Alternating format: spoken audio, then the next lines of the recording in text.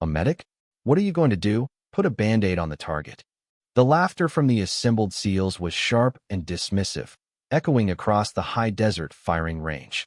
The man who spoke, Senior Chief Thorne, stood with his arms crossed, a caricature of arrogant authority. He was the lead instructor for this advanced sniper course, and he clearly saw the woman standing before him as an unwelcome distraction, an administrative error. But Petty Officer Lena Morgan didn't flinch. She didn't reply. Her eyes, calm and unreadable, remained fixed downrange, her posture a study in stillness. She was of average height, with a build that seemed more suited to a marathon runner than a door kicker, and her uniform was clean, her gear perfectly staged.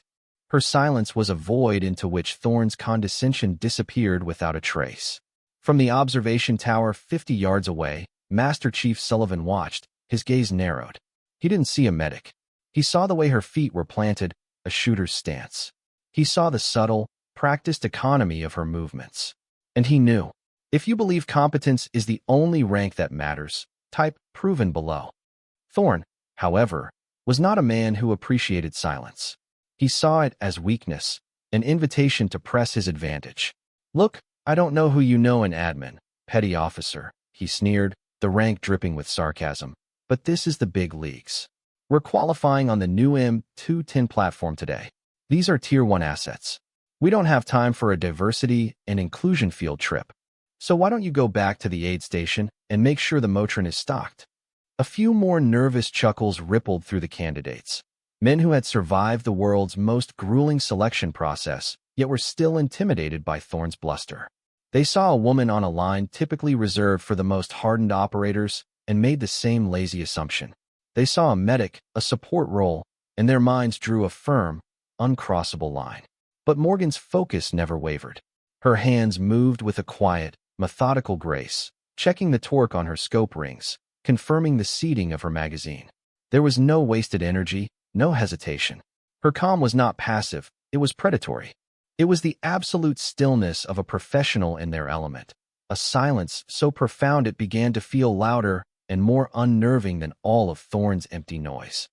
The final test of the day was designed to be nearly impossible, a crucible to separate the elite from the merely excellent. The target was a steel silhouette at a distance so extreme it was a shimmering mirage in the desert heat. Worse, it was a cold-bore hostage scenario.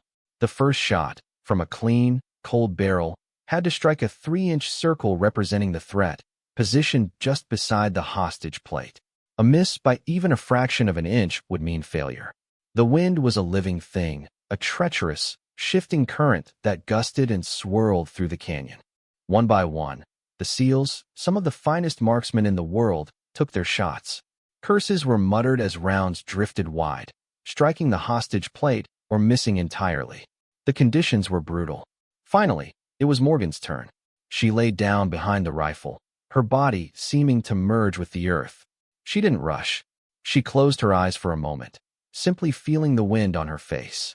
Her breathing slowed until it was almost imperceptible. Her hand, steady as a surgeon's, made a minute adjustment to the elevation turret, a click so soft it was barely audible. She was not preparing to shoot. She was preparing to conduct a symphony of physics and discipline.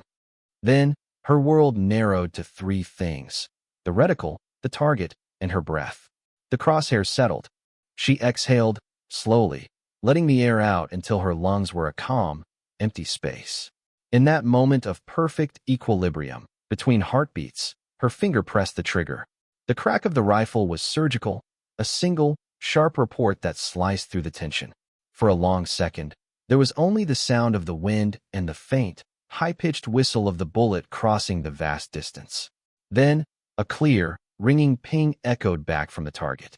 On the monitor in the tower, a single green light flashed. A perfect hit. The spotter, peering through his high-powered scope, lowered it slowly, his mouth agape. Impact. Dead center on the threat mark. He whispered into his radio, his voice filled with disbelief. Hostage plate is clean. A wave of absolute, deafening silence fell over the firing line. The SEALs stared, first at the distant target, then at the woman who lay perfectly still behind the rifle. Thorne's face was a mask of shattered arrogance. No, he stammered, shaking his head. No way. That's, that's not possible. It was then that Master Chief Sullivan descended from the tower. He moved with the quiet authority of a man who had seen everything, his presence instantly commanding the attention of every operator on the line. The men straightened up, their shock momentarily replaced by ingrained deference. Sullivan walked past Thorne without a glance and stopped beside Morgan, who was already methodically clearing her weapon. He didn't address her. He turned to face the stunned group of SEALs. "You men think you're the sharp end of the spear," he began, his voice low but carrying with immense weight. "You think because you survived BUD/S, you have a monopoly on competence. You look at a petty officer, you see a medic's insignia, and you make assumptions." He paused, letting the weight of his words sink in. He then turned his gaze directly onto Thorne, whose face had gone pale. "Senior Chief," Sullivan said, his tone turning to ice, "you asked what a medic was doing on your range. You assumed her job was to patch up holes. You were wrong. Her job used to be making them." Sullivan let the silence hang for another beat before delivering the final, devastating blow. "This is Petty Officer Lena Morgan. Before she earned her trident as a Special Amphibious Reconnaissance Corpsman, she served 4 years with a Special Projects unit you've heard whispers about, but will never see. Her call sign was Wraith. In that capacity, she held the operational record for the longest confirmed sniper engagement in the Helmand province, a shot taken under enemy fire, at night, in a sandstorm. She isn't here to learn from you. She is here on my direct orders to validate the M210 platform for fleet-wide adoption." He gestured to the rifle Morgan was now carefully placing in its case. "That perfect cold-bore shot you just witnessed? That was the very first round she has ever fired through that weapon system." Sullivan then looked at Thorne, his eyes hard as granite.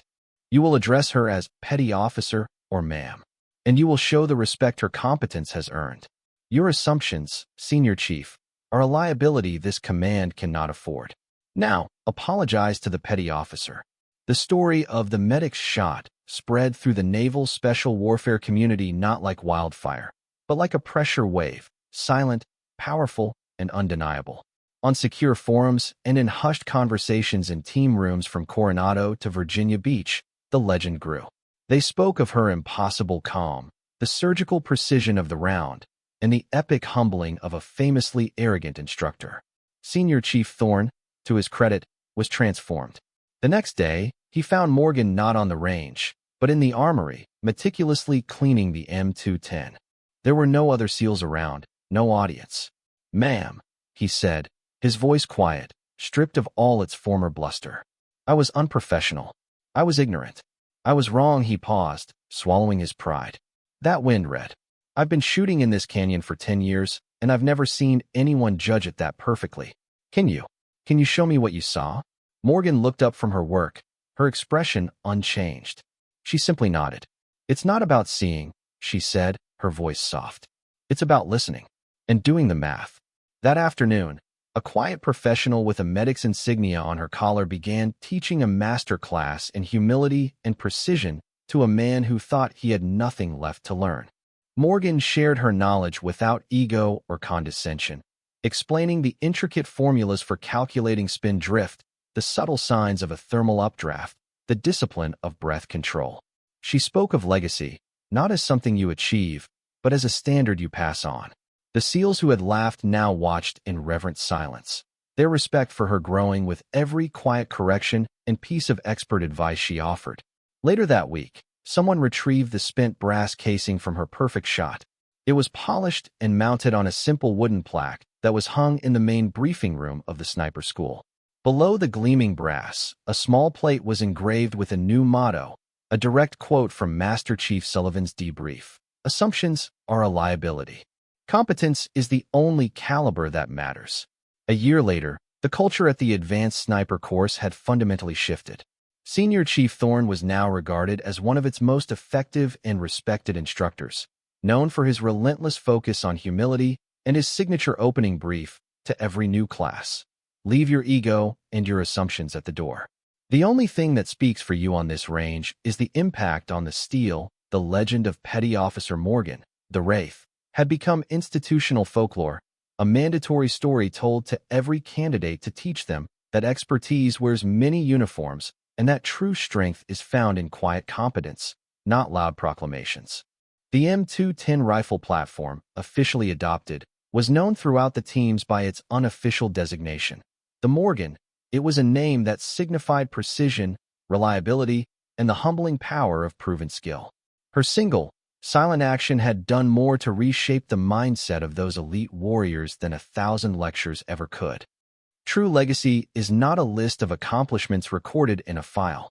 It is not a collection of medals pinned to a chest or a name etched onto a wall. Legacy is the standard that endures after you are gone. It is the lesson that is passed down from a seasoned veteran to a new recruit. Lena Morgan never sought fame or recognition. She sought only to be a professional, to execute her duty with absolute precision and an unwavering moral clarity. Her silence was not an absence of words. It was the presence of discipline. Her calm was not a lack of emotion. It was the mastery of it. In one quiet moment, on one dusty range, she reminded an entire community of warriors that respect is never given. It is earned, shot by shot, action by action. She proved that the most powerful voice in any room is often the one that doesn't need to speak at all. For more stories where quiet competence triumphs over loud assumption and where silent precision defines true worth, subscribe to Unknown Heroine Stories.